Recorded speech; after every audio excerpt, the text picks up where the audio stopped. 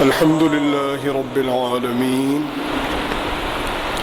والصلاة والسلام على خير خلقه سيدنا ومولانا محمد وآله وأصحابه أجمعين أما بعد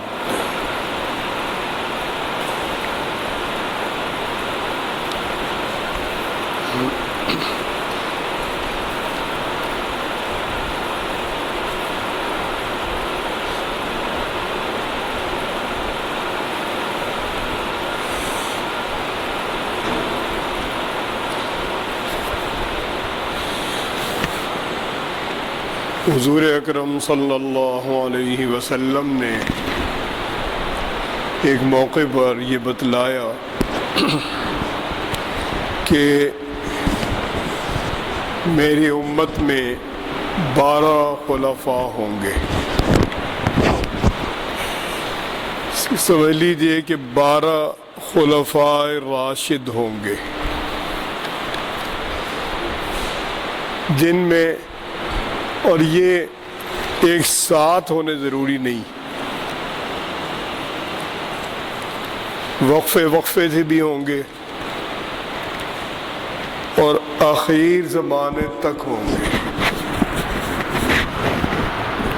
مثلا سیدنا ابو بکر، عمر، عثمان، علی رضی اللہ عنہم اجمعین، یہ خلفاء راشدین ہیں. اس کے بعد چند مہینے کا دور ہے سیدنا حسن کا، اور ربیع الاول 41 میں وہ دستبردار ہو گئے حضرت امیر معاویہ کے حق میں. حضرت امیر معاویہ کو خلفاء میں نہیں مانا گیا بلکہ بادشاہ مانا گیا. اس کے بعد پھر اسی صدی کے آخر میں 99 ہجری،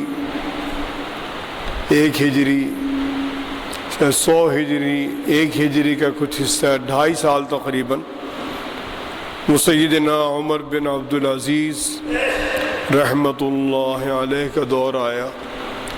ان کو بھی اس میں شامل کیا گیا، 5واں خلیفہ راشد. ان میں اور کون کون ہوئے اس کا تعین نہیں ہے، لیکن یہ تعین ہے کہ آخری دور میں ان میں امام مہدی آئیں گے، وہ بھی خلیفہ راشد ہوں گے. اور لگتا ہے کہ ان کا دور قریب ہے،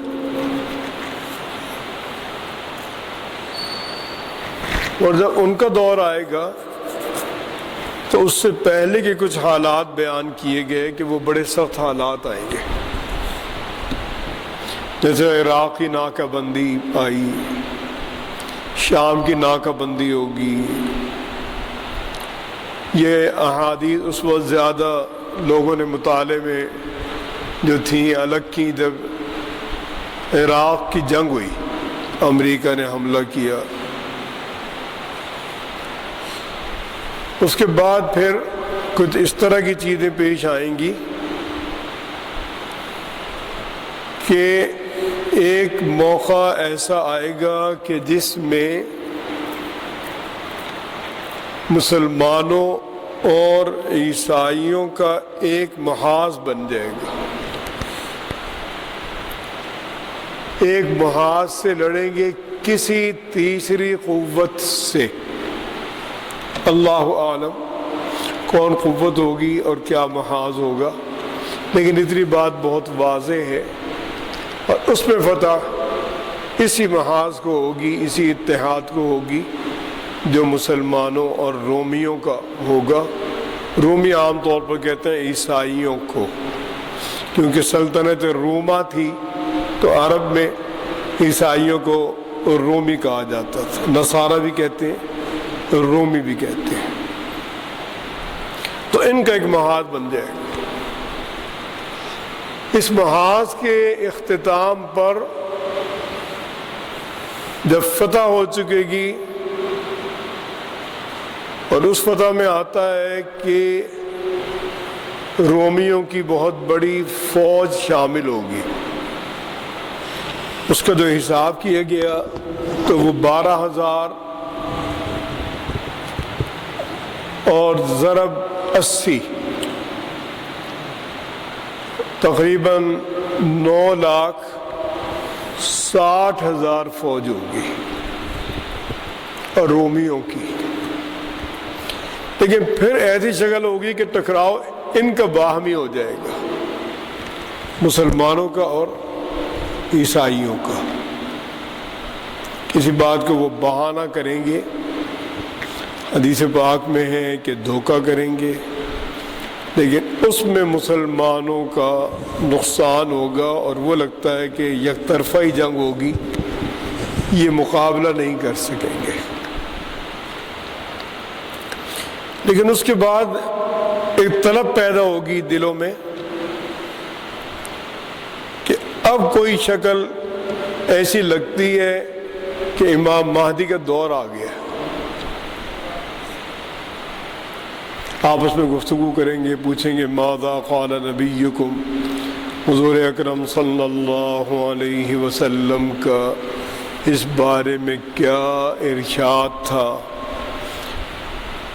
تو بہت غور و خوض کے بعد ایک طبقہ مدینہ پاک آ جائے گا، ممکن ہے کچھ نشانیاں محسوس کریں، کوئی مشاورت ہو، لیکن یہاں جو سلطنتیں قائم ہوں گی وہ خود مضبوط ہوں گی۔ اللہ عالم یہی حکومت ہوگی جو اب قائم ہے آل سعود کی، یا کوئی اور قائم ہے ہوگی لیکن مضبوط ہوگی، اور وہ اس امامت کے تصور کے اور امام مہدی کی تلاش کے سخت خلاف ہوں گے، نظر رکھیں گے یہ کون ہے جو ان کی تلاش کر رہا ہے۔ لیکن اسی میں یہ لوگ مدینہ منورہ آئیں گے اور امام وہاں سے نکل جائیں گے جلدی کر کے، مکہ مکرمہ تشریف لے آئیں گے۔ مکہ مکرمہ میں یہ طواف کرتے ہوں گے تو لوگ پہنچ جائیں گے ان کے پاس اور زبردستی بیعت کر لیں گے۔ جب ان کی بیعت کا پتہ چلے گا تو یہاں کا حکمران شام کی حکومت سے مدد طلب کرے گا امام مہدی کے خلاف۔ وہاں سے ایک فوج چلے گی جو مدینہ منورہ اور مکہ مکرمہ کے درمیان دھس جائے گی، سمجھیں کہ غیبی مدد شروع ہو گئی۔ اس کو دھسنے سے مسلمانوں میں جذباتیت پیدا ہو جائے گی کہ یہی امام مہدی ہے۔ چنانچہ شام میں سب سے پہلے ایک تحریک ہوگی اور وہ اس قدر غالب ہو جائے گی کہ وہ اپنے حاکم سے کہیں گے کہ یا امام مہدی کی بیعت کرو ورنہ ہم تمہیں مارتے ہیں، ابھی قتل کر دیں گے۔ وہ زیر ہو جائے گا۔ پھر یہاں پر بھی جو حکمران ہوں گے وہ زیر ہوتے چلے جائیں گے، یعنی عوامی رجحان کا مقابلہ نہیں کر سکیں گے۔ پھر امام مہدی کے ہاتھ پر 40 ابدال آ کے بیعت کریں گے وہیں پر مکہ مکرمہ میں۔ اور عراق کے بہت گروہ آئیں گے، وہ آ کے بیعت کریں گے۔ مشرق وسطیٰ میں ان کی ایک سلطنت قائم ہو جائے گی، لیکن آتے کے ساتھ ہی ان کو بہت سی جنگیں کرنی پڑیں گی۔ سب سے پہلی جنگ ان کی ہوگی خود مدینہ منورہ کے ارد گرد، حول المدینہ، اس کے آس پاس۔ آس پاس کون ہوگا؟ وہ لگتا ہے کہ یہودی ہوں گے، کیونکہ یہودی خیبر تک آئیں گے، اور خیبر مدینہ پاک سے 40 میل ہے۔ خیبر سیدنا علی کرم اللہ وجہہ نے فتح کیا تھا، یہ یہودیوں کا علاقہ تھا، اور یہ یہاں پر آباد تھے، اور آباد یہ اس جذبے سے ہوئے تھے یہودی شام سے آ کر کہ نبی آخر الزمان آنے والے ہیں، تو وہ یثرب میں آئیں گے، تو ہم یثرب میں پہلے سے آباد ہوں گے۔ لیکن جب نبی آئے تو ان کے گمان کے خلاف آئے، کیونکہ نبوت حضرت اسحاق کی اولاد میں چلی، حضرت اسحاق کے صاحبزادے حضرت یعقوب کی اولاد میں چلی۔ حضرت یعقوب کا ایک نام اسرائیل تھا، اسی سے یہ بنی اسرائیل کہلاتے ہیں، اسرائیل کی اولاد یعنی اولاد یعقوب۔ اس کے بعد اللہ کا نظام رہا کہ تمام انبیاء حضرت یعقوب کی اولاد میں ہی آئے، بما جتنے بھی حضرت موسیٰ علیہ السلام، حضرت یوسف علیہ السلام، جو بھی ہیں یہ سب انہی کی اولاد میں۔ تو ان کا ذہن تھا کہ انہی کی اولاد میں نبی ہوگا۔ اب نبی آ گئے حضرت اسماعیل کی اولاد میں، تو یہ مد مقابل آ گئے حضور اکرم صلی اللہ علیہ وسلم کے، اور انہوں نے ان کو ماننے سے انکار کر دیا۔ حضور اکرم صلی اللہ علیہ وسلم نے ایک موقع پہ فرمایا کہ یہ ضد میں آ گئے ہیں، اگر یہ 12 یہودی بھی اسلام لے آئے تو پورے یہودی اسلام لے آئیں گے، لیکن یہ مد مقابل آ گئے، اور ان پہ مار تھی پرانی، کیونکہ یہ اپنے انبیاء سے بھی ٹکرا جاتے تھے۔ ان پہ مال کی محبت غالب ہو چکی تھی، اور ایک نحوست پڑی ہوئی تھی ان پر، بے برکتی کا شکار تھی۔ اسی میں یہ بھی ہوا کہ یہ حضور اکرم صلی اللہ علیہ وسلم کے بھی مد مقابل آ گئے، تو یہ خیبر تک آئیں گے۔ لگتا ہے پہلی جنگ ان سے ہی ہوگی، اور پھر وہ ارد گرد کے علاقے کو فتح کرتے کرتے اور روم تک آئیں گے۔ قسطنطینیہ، قسطنطینیہ 2 ہیں، ایک قسطنطینیہ ہے جو استنبول ہے، اس وقت مسلمانوں کے پاس ہے، ایک قسطنطینیہ روم میں ہے، شاہ روم کی رہائش گاہ تھی وہاں۔ یہ صحیح تعین اس وقت تک نہیں ہے کہ کون سا قسطنطینیہ امام مہدی سب سے پہلے فتح کریں گے، کیونکہ قسطنطینیہ وہ فتح کریں گے، اور قسطنطینیہ پر اس قدر شدید جنگ ہوگی کہ 1000 میں سے کوئی بچے گا، فتح مسلمانوں کی ہوگی، لیکن اس فتح کی خوشی نہیں ہوگی، کیونکہ کوئی بچا ہوا ہوگا، سمجھے 100 میں سے کوئی ایک بچ گیا، لیکن فتح یاب ہو جائیں گی، کیونکہ مسلمان جگہ جگہ پہ پہنچتے بھی رہیں گے ساتھ ساتھ۔ کیونکہ آتا ہے کہ جو خراسان سے لشکر چلے گا امام مہدی کی مدد کے لیے، تم اس میں شامل ہونا، چاہے تمہیں گھٹنوں کے بل چل کر جانا پڑے، جس میں بھی ہمت ہوگی اس وقت۔ لیکن خراسان کو ہم جو سمجھ رہے ہیں افغانستان، یہ افغانستان نہیں ہے، یہ عراق سے متصل ایک علاقہ ہے خراسان۔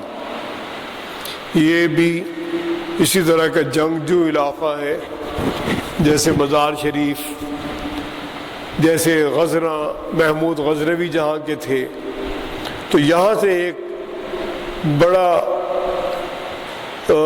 بڑی فوج جائے گی منظم ہو کر، ایک شخص جن کا نام محمد ہوگا، وہ اس کو منظم کریں گے اور لے کے جائیں گے، یعنی جگہ جگہ سے مسلمان ان کی مدد کو پہنچتے رہیں گے۔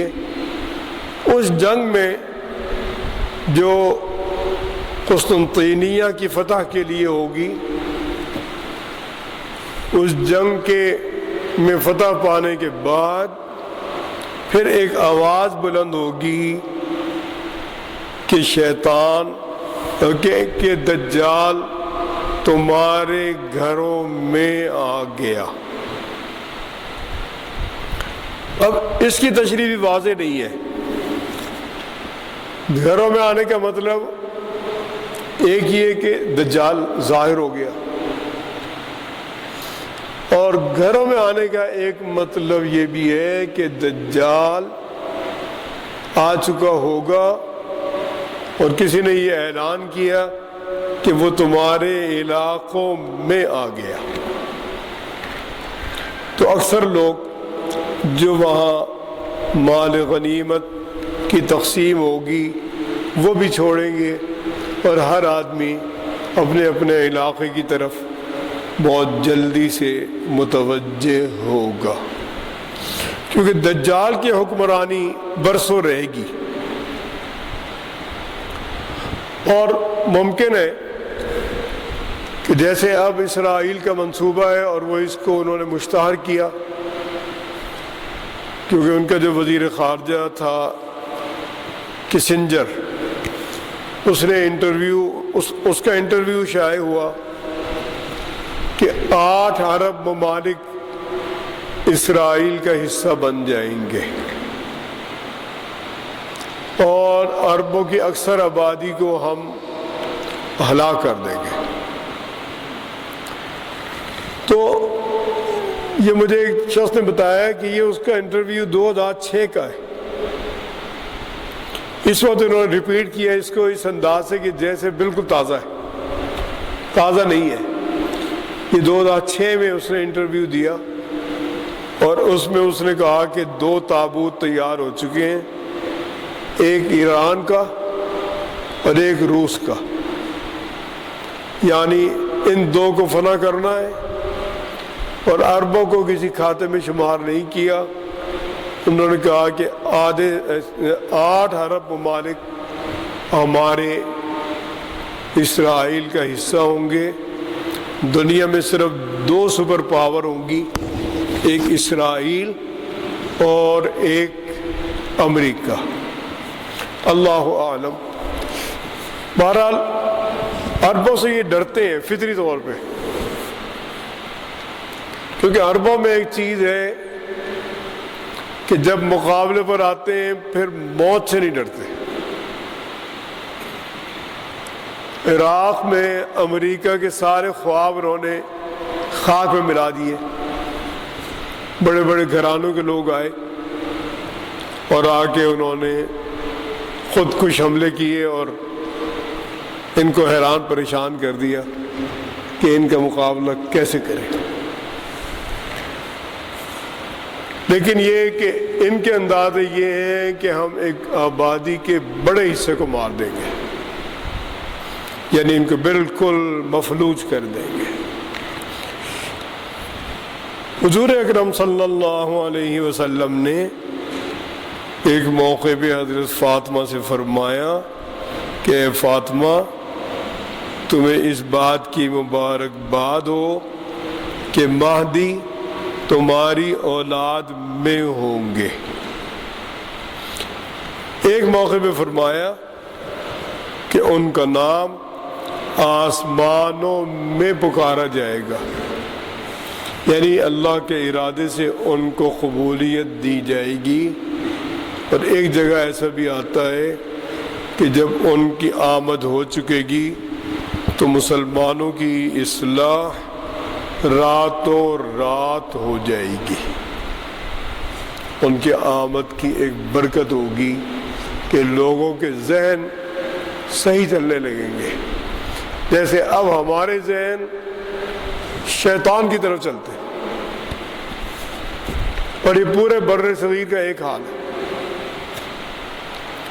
میں نے ایک جگہ اپنے والد صاحب سے سنا، ایک دفعہ انہوں نے ایک بات کی کہ جب انسان کوئی دعا کرنی چاہے اور اس دعا میں ذہن اس دعا سے ٹکرائے تو وہ دعا نہیں کرنی چاہیے، چھوڑ دیں. اچھا، میں نے اس کی تشریح نہیں سمجھی، نہ اس وقت میں نے پوچھا نہ میں نے سمجھی. ایک موقع پہ یہاں تشریف لائے ہوئے تھے مولانا اسد مدنی صاحب رحمۃ اللہ علیہ. مولانا اسد مدنی صاحب ان اشخاص میں ہیں جنہوں نے زندگی میں آرام نہیں کیا، نہ جمعہ، نہ اتوار، نہ عید، نہ رمضان. انہوں نے بہت محنت کی، پورے ہندوستان میں محنت کی. جامع مدنیہ میں ٹھہرے ہوئے تھے. میں نے کئی دفعہ، کم سے کم 2 دفعہ ان سے گزارش کی کہ آپ یہ دعا کیجئے کہ اللہ تعالی ہندوستان، پاکستان کے مسلمانوں کو دوبارہ غلبہ بخشے جیسے پہلے تھا. حکمرانی ہی مسلمانوں کی تھی. مولانا نے فرمایا کہ یہ لوگ اس قابل نہیں ہیں. آمین نہیں کہا. میں نے دوبارہ پھر فرمائش کر دی ان کا، آپ یہ دعا فرما دیں، اور اس میں کوئی توجیحات اس طرح کر کے، یعنی کچھ تمہید کے ساتھ بات کی اور ان سے پھر گزارش کی. تو انہوں نے فرمایا یہ لوگ اس قابل نہیں ہیں. انہوں نے سنجیدہ ہو کے مجھے ایک بات سمجھائی. انہوں نے فرمایا یہ قوم ایسی ہے کہ جو لعنت کا کام ہوگا وہ یہ کریں گے. 2-3 دفعہ انہوں نے اس بات کو دہرایا کہ جو لعنت کے کام، ان کے کام ہی لعنت کے. یعنی اللہ کے ولی کا دل آمین پہ نہیں چلا، حالانکہ ان کا تو منشا تھا. انہوں نے دن رات محنت کی، خدمت کی. 84 سال کی عمر میں جب وہ بیمار ہوئے، ڈاکٹروں نے ان کے رشتہ داروں سے کہا کہ آپ نے ان کو سفر سے نہیں روکنا. حالانکہ ایک معذوری ہو چکی تھی ان کو، کیونکہ ان کو ویل چیئر پہ لے جا رہے تھے ایک اونچائی پر. وہ الٹ گئی ویل چیئر، اس سے ان کو ہڈی ٹوٹ گئی، کچھ اور تکالیف ہوئی. اس کے بعد بھی ڈاکٹر نے ان سے کہا، ان کے وارثان سے جب ان کی صحت ہوئی، کہ یہ ان کو سفر سے نہیں روکنا، ان کے مشن سے نہیں روکنا، ورنہ ان کی عمر اور کم ہو جائے گی. وہ اس میں صحت یاب نہیں ہوئے، لیکن اتنے جذبے والا شخص جب اپنی آخر زندگی کو پہنچا ہے تو اس نے اپنی زندگی کا نچوڑ یہ بتایا کہ یہ قوم لعنت کے کاموں کی طرف چلتی ہے، اور یہ صحیح ہے، کیونکہ ہم بھی جو حالات دیکھ رہے ہیں، جو الٹے کام ہیں ادھر چل رہے ہیں لوگ۔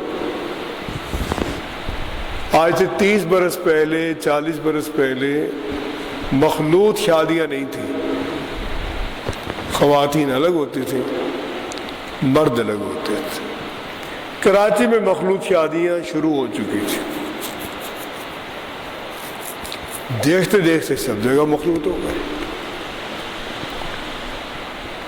آج سے 15-20 سال پہلے سے لے کے 10 سال پہلے تک خواتین اسٹیج پہ نہیں بیٹھتی تھی،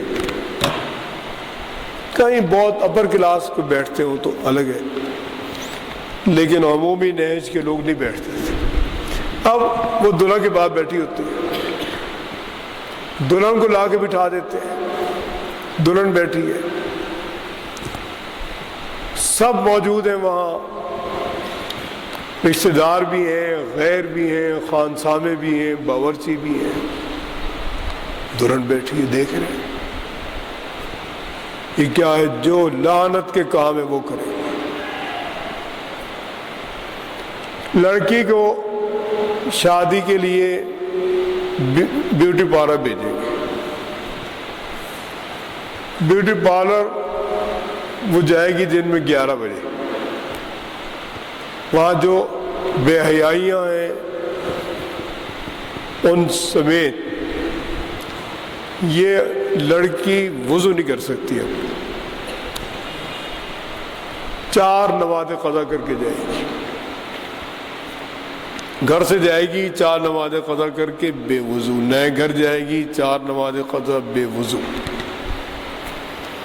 لعنت کا کام ہے، کوئی حاجی ہے نمازی ہے کسی کو سمجھا لینی آئے گی سب۔ میرے ایک دوست ہیں، ان کا وہ اپنی صاحبزادی کی نکاح کے لیے دعوت دینے آئے، اور دعوت دی انہوں نے 4 مہینے پہلے۔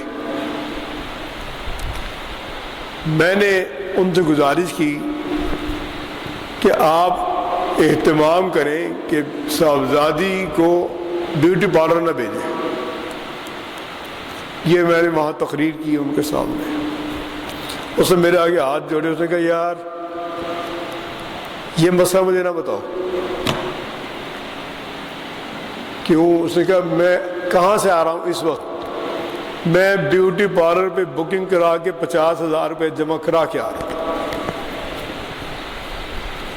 تو کیا مطلب، یعنی ذہن صحیح نہیں چل رہے ہمارے،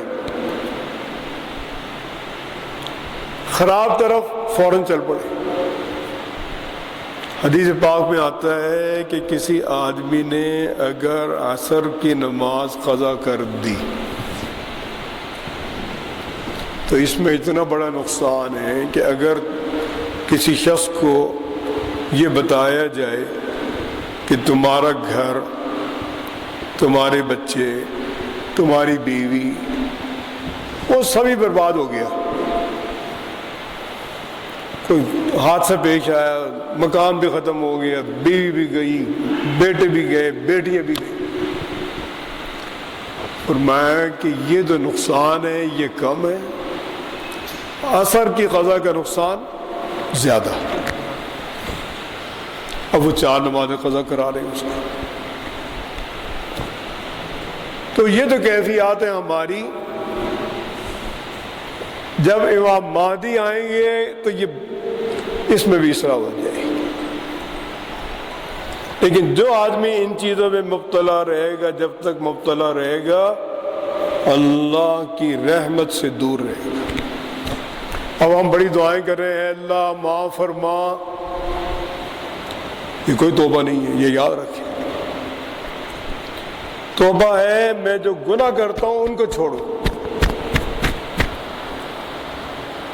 گناہ چھوڑوں، پھر میں کہوں اے اللہ میری توبہ، میں آئندہ اس طرف نہیں جاؤں گا، جھوٹ نہیں بولوں گا، دغا نہیں کروں گا، کسی کو دھوکہ نہیں دوں گا، کسی کو چبھتا ہوا جملہ نہیں کہوں گا، تانا نہیں دوں گا، میں توبہ کرتا ہوں۔ یہ توبہ، اور یہ تو ہم ہر نماز کے بعد دعا کر آ رہے ہیں، امام صاحب اے اللہ گناہ معاف فرما، اس کی تشریح کیا ہے؟ اس کی تشریح یہ ہے کہ اللہ اس وبا کو ٹلا دیں، بڑی پریشانی ہے، میں نے جو کرنا ہے میں نے وہی کرنا ہے، بس۔ یہ توبہ نہیں ہے۔ توبہ میں ہے اے ایمان والو اللہ سے توبہ کرو، مضبوط توبہ۔ یا ایھا الذین آمنوا توبوا الی اللہ توبۃ نصوحا۔ اس کی تاثیر کیا ہے؟ عسیٰ ربکم ان یکفر عنکم سیئاتکم، تم سے تمہارے گناہ دھو دیں گے۔ حضرت نوح علیہ السلام نے اپنی قوم سے کہا اے لوگوں توبہ کرو، استغفار کرو، وَأَنِ اسْتَغْفِرُوا رَبَّكُمْ إِنَّهُ كَانَ غَفَّارًا۔ فائدہ کیا ہے؟ دنیا میں بادل آئیں گے، بارش برسے گی، باغات ہوں گے، برکت ہوگی، نہریں جاری ہوں گی، لیکن کب؟ جب توبہ ہوگی۔ اس وقت ہمارا سب سے بڑا گناہ کیا ہے؟ ہمارا سب سے بڑا گناہ یہ ہے کہ ہماری ترجیح دنیا ہے، آخرت وہ ثانوی چیز ہے، جب آئے گی دیکھیں گے، والعیاذ باللہ۔ تو حضور اکرم صلی اللہ علیہ وسلم نے یہ بات بیان فرمائی کہ اس طرح کے حالات ہوں گے، اور اس کے بعد پھر میری اولاد میں ایک شخص آئیں گے جن کا نام میرے نام کے مطابق، جن کے والد کا نام میرے والد کے مطابق، والدہ کا نام میری والدہ کے مطابق ہوگا۔ ان کا حلیہ بھی بیان فرمایا، وہ خوش خلق ہوں گے، خوبصورت ہوں گے، اور ان کی زبان میں لکنت بھی ہوگی۔ بعض اوقات اس لکنت کی وجہ سے امام مہدی علیہ السلام پریشان بھی ہوا کریں گے، بعض اوقات اس لکنت کی وجہ سے اپنے پٹ پہ ہاتھ بھی ماریں، لیکن وہ لکنت ہوگی، یا قدرت تھی۔ تو اللہ تعالی ہم سب کو اچھے اعمال کی توفیق نصیب فرمائے۔ امام کا تذکرہ انشاءاللہ آئندہ مزید ہوگا۔